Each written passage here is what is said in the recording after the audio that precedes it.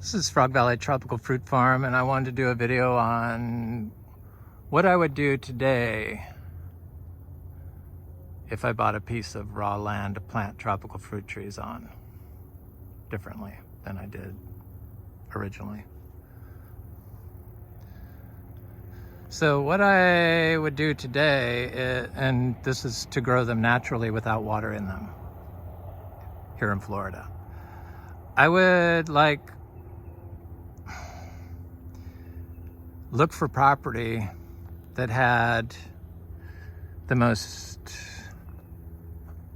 plant material on it, diversity of plants. But if I had a choice between open land and a forested lot of pepper trees, I would definitely grab the forested lot of pepper trees, because you know that it hasn't been messed up by humans. It may not be the product you want, but it's the product that nature wants, that she planted there, and that's what you want. That's what I would do differently. I had the lawn. This was all lawn, and I knew how to grow stuff with manure and like some mulch and lawn, but it didn't work to grow without water, because the reason why we did without water is because I planted like hundreds of fruit trees in a short period of time before putting in any water, and they were all bought from the nursery. I would not buy plants from a nursery unless I couldn't find the plant elsewhere. So I would start all from seed, and I would definitely plant directly into your product's nature. You got to look at it as like your Noah's Ark. The ark is built, it's the world. We're destroying it species by species. Humans are. So your yard with all that healthy life might not be what you want it to be, but it's your job to change it with your plants. Not destroy it, then change it, but to plant your plants into it. And I feel that's the only way that you can grow naturally, is if you have a natural system, because the lawn is not a natural system. The lawn, you can't grow tropical fruit trees successfully without disease. It's impossible, I think. In a lawn, not without watering them. And I don't know, it didn't work for us, not on a large scale. So we did eventually we plant all our trees. None of our trees get water. We plant all seeds now. All of our trees are all seed grown. All of our trees, like majority of our trees, are all seed grown trees. And that's what we plant, or I plant. And the nursery grown trees, when they weren't growing in our lawn, because I've converted them to organic. So these are trees grown in the nurseries from water soluble nutrients. So they just suck up whatever's in the water, because that's what they're used to. And they don't form relationships with fungi in the soil to get water and nutrients. So they have no mycorrhizae going on. So the seed-grown trees, if they're inoculated correctly and planted into the system, they should have I plant little tiny seedlings into this system. And if I had a lot of pepper trees, we didn't have them. We have them on the edges here. I use them, I chop them and drop them. You got to do all the stuff. You got to add carbon to your system. You got to throw logs around. You got to stay off of it. It's really hard in Florida because they kind of force you to destroy the environment, because they're destroying the environment. So they want, I don't know, they just don't believe in the environment for some reason. It's just sad. I mean, both sides of us, we've had complete clear cut of stuff that looks like this. One neighbor did about 2-3 acres completely cleared. Now it's covered with black plastic, not shade cloth, but shiny black plastic, and pots of dragon fruit, and he dug some like canals through his property. Anyway, he did not believe that you could plant trees into trees. And I see this Garcinia intermedia is flowering. So this continuously flowers, and it looks like a good flower. Wow, this is a good tree. Where is it? I saw a flower. There it is. There's one. There's one. Finally, it's starting to, it looks like it's starting to flower well. Yeah, I see a lot of flowers now. Excellent. Continuous fruiting tree. But so that was a nursery started tree. So after about 1.5 years, I connected these nursery trees to water because I thought, well, that must be the problem. So these nursery started trees didn't get watered here for 1.5 years in lawn. And the ones that are here survived. But when we had an artesian well drilled, and so we get, instantaneous 60-gallon-a-minute water, non-stop without any pump. And it's all calcium carbonate infused because we're on calcareous rock here, which, most people say tropical fruit trees, they don't like the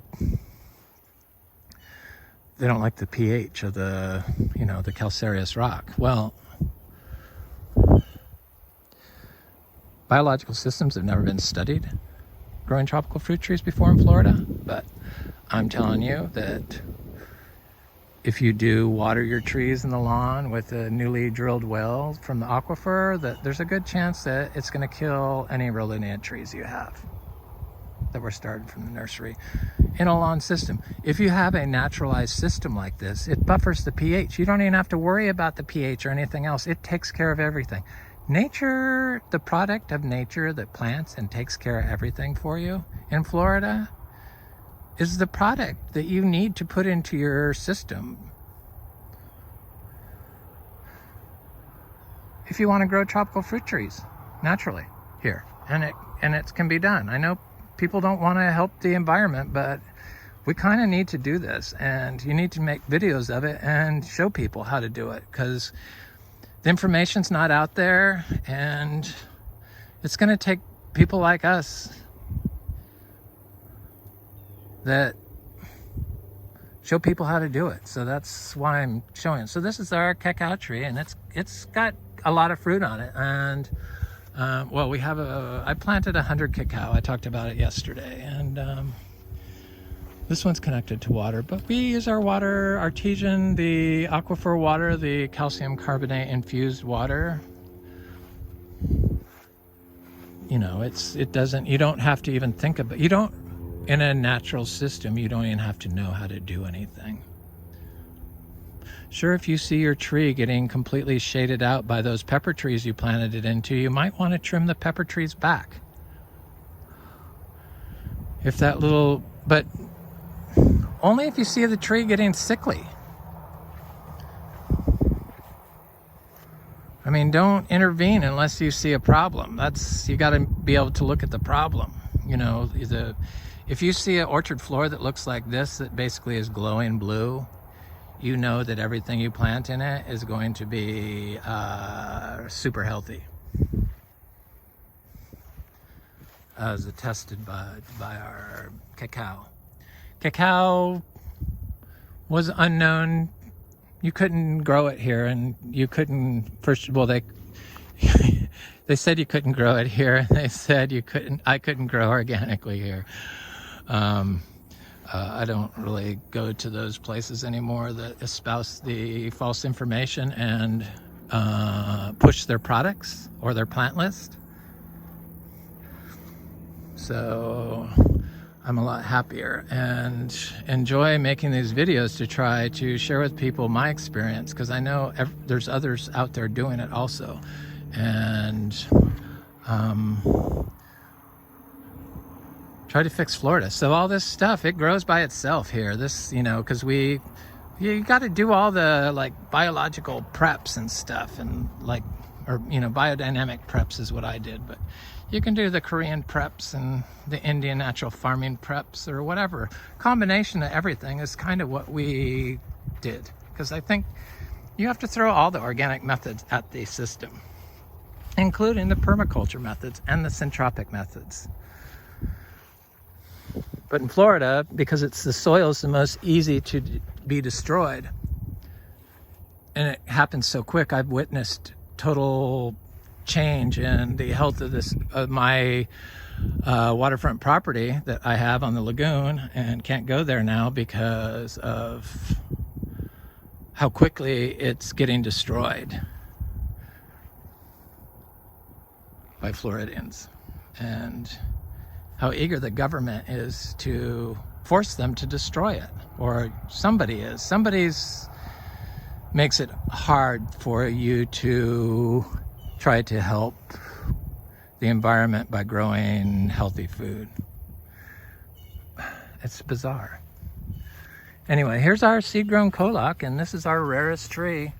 This is like a giant longan, and it was just planted right in this from seed. I plant stuff right in the ground. In fact, I'm going to plant the seeds, the fruit from these trees, directly into the ground where I want them. And I like to plant plants. I think what's missing, for some reason, Americans only got one thing from the indigenous agriculture that existed here before we wiped them out, basically, controlled them, is the Three Sisters, and it's, you know, planting three things together. But that's how everything wants to be. Everything wants to be there because all the species fill a different niche. And you need all those niche species to grow your system naturally. Nature, you know, stay off of it. So that's the biggest thing, the soil health. Soil health, soil health, soil health. That's all we practice. But we only follow one rule. That's all you have to know. Do not disturb. Do not disturb means stay the hell off of it. Don't walk on it. It's sand. It's like so easily destroyed. This is if you want to grow and be successful at tropical fruit trees and get them to fruit in like 5 years, like we've done with most of ours here. I could have been at an older place for a lot bigger trees, but I made the decision to do this on a large scale before I got too old. I barely made it when I started it, like 55. 54, I guess, I started here. And I'm lazy. I've been retired since I was 39. I'm very lazy. I have perfected lazy. But what I like to do, I like to walk in nature, and I like to eat tropical fruit. So I think everyone should be able to do this. And in Florida, we could, like, the tropical fruit community could turn this Florida into Eden. It's just that easy. If we could get people to stop destroying it and being so eager to pollute their food. You need the undisturbed natural to grow the fungi that is needed in your food. It's the only way you're going to get all your nutrients. It's a healthy grown food. I mean, it's so basic. So this jackfruit is not seed grown, and it's tiny. It's from Excalibur, but it has a fruit on it, and it's getting close. Tiny little fruit, tiny little tree. I mean, look at this tree. It's a tiny little tree. Seed-grown jackfruit, achacha, black sapote, mango, black sapote, imbi, big imbi. There's a lot of stuff I have planted here, and I have just planted some. There's a seed-grown citrus that I planted during the drought. I'll show up here because it's kind of, if I can find it. It's kind of a newly planted, well, I planted like January or February during drought season. So I like to plant my stuff in the winter because it's cooler. So I like to start my seeds in late fall or winter, and here's this citrus. Look at how healthy that is.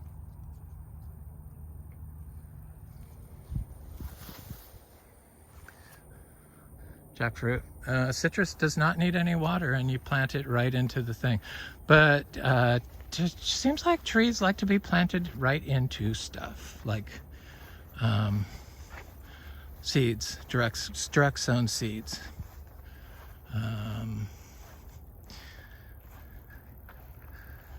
Seed jackfruit. But I have some other stuff, so there's a lot of stuff in here, but mostly it's like Lucas Garcinias, which are like the slowest growing trees in the world, and I don't even bother looking for them anymore. Hopefully I will never miss a fruit. It's better just to not look for it, because your seed grown stuff, a lot of it's gonna die. You just have to prepare yourself for that. That's how nature works. If it's a natural system. This has always been a horrible trouble spot because it's so protected by these huge trees on 3 sides, and the rain just beat it down and beat all the organic matter out of the soil. That's what it looks like when it's mowed here. White sand, and that's how this whole place was. And so I've tried, and I know that vegetable gardens work at repairing places that are like this. So that's what that is. I'm doing getting my vegetable gardens ready to see all the mushrooms in there. Yeah, growing on the manure. Wonder what kind of mushrooms those are. Anyway, there's a mulberry there, and pigeon pea, and little trees. I planted seeds along here I thought I did some cashews and some mangoes. There's the mangoes coming up. So this is like, I set the seeds on the ground and just put a little leaf thing over it. So this is planted right in the pigeon pea. So they like to be planted more than one tree in the same hole at the same time. So probably 3 different seeds planted right there would have been excellent. If I had them, I'll have them. I'm going to try these methods, because I know that the seeds in the pots grown together, planted into the ground, are the healthiest trees I have and I've ever seen. So I know that it will work if you direct seed 3 seeds in a hole. It doesn't matter. Some are going to die, and each one's going to fill a different niche. So they're not going to compete with each other. They're going to work together and as a team. The roots will become connected, and each one will provide different ecosystem services for the other, because they'll be one. That's what it becomes. It's one fungal network of roots and trees, mycorrhizae. Here's a cha-cha, seed grown, started seed in the ground, non-watered. None of these seed grown trees have ever been watered. And that's been in the ground about a year. It's about a foot tall. So it grows better than if you had it in the pot. Here's some cashews from the fruit from this year. I mean, I just planted these a couple months ago. They're already a foot tall. There's a lot of stuff in here. I have lots of cassava, but I think I got a late start on it, but I have a lot of it. And next year you'll be able to see it, I'm sure. And then there's ginger and heliconia and all kinds of stuff. Where are you, little trees? I like the cashews because they pop right up above there's one right next to the ginger. Ginger and tropical fruit trees love being planted next to each other.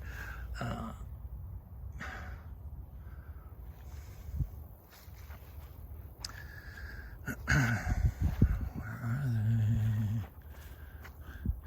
they? Anyway, this is Frog Valley Tropical Fruit Farm,